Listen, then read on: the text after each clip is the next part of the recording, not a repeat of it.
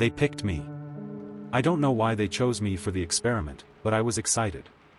It seemed like an incredible opportunity, a scientific trial that promised to unlock the human brain's potential. The letter I received was vague but compelling, offering substantial compensation for a few weeks of participation. The chance to contribute to groundbreaking research was enough to lure me in.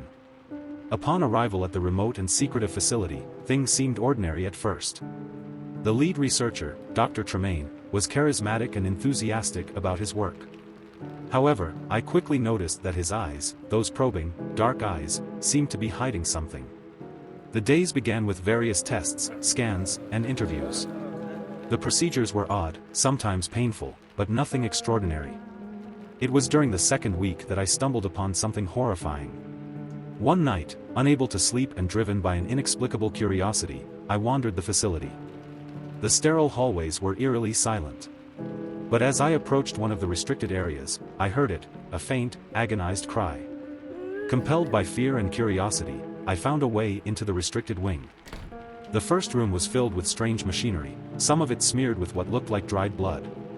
My heart pounding, I moved further in. That's when I found them. Rows and rows of people, all participants like me, suspended in transparent chambers filled with a viscous fluid.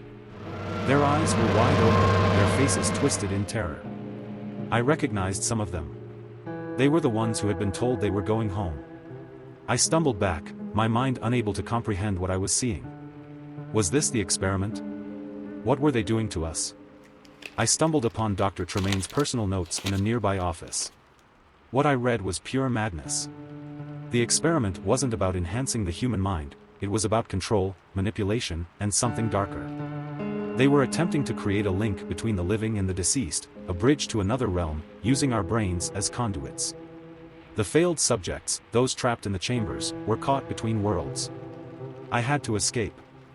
The next days were a blur of terror. I played along with the experiments, all the while plotting my escape, knowing that Dr. Tremaine's watchful eyes were on me. Finally, the opportunity came. A storm knocked out the power one night, and I seized my chance. The escape was a nightmare. The things I saw, the sounds I heard as I fled through the darkened, chaotic facility, will haunt me forever. I managed to get out, driving away into the night, the facility's lights fading in the distance. I write this now, not knowing who to trust or where to turn. I've tried to tell my story, but who would believe such horror? I can still feel Dr. Tremaine's eyes on me. Sometimes, I hear the faint cries of those trapped souls. They're still there, in that place, and the experiment is not over. It's never over. The question remains, how much do we really know about the world around us? How much do we understand about the human mind, the universe, and what lies beyond the veil of death? Thanks for watching. If you enjoyed this story, please like and subscribe so you won't miss the next one. And comment below with what story you'd like to hear next. Like, share and subscribe to not be a part of the next nightmare story.